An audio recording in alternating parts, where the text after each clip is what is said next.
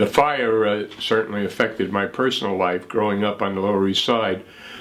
My grandfather had lived at 35 2nd Avenue, which was right near 3rd Street, which was around the corner from where I grew up until the time I went into the Army in 1954.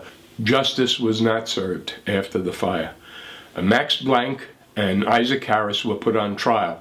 And the only reason they were put on trial is because the unions were beginning to be more and more powerful. They literally turned out tens of thousands of people in front. There were a lot of strikes going on prior to the fire and after the fire, but Max Blank and Harris never settled with the union. They were the holdouts. They were called the Shirtwaist Kings.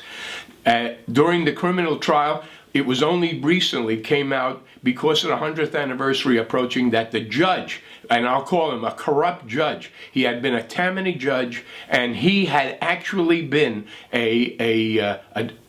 the owner of a factory that had sustained, a partial owner of a factory that had a similar fire many years before, and there had been a loss of life at that fire, and he was the judge that was picked to preside at the trial, and he was biased. The entire nation changed as a result of Triangle. Triangle woke everybody up to the inequities of the system and the fact that these immigrants were treated so terribly, and ultimately resulted not only in the loss of 146 people there, but there were other fires and there were other people that lost their lives. So you could say that the Triangle Fire and the loss of those 146 victims caused our fire laws to change and brought us to where we are today. Not perfect, an imperfect situation now, but made it so much better for the working women and men. The conditions in the recent years, many of them are just as bad. The immigrants are different. The immigrants are now Vietnamese, Chinese, and Hispanic,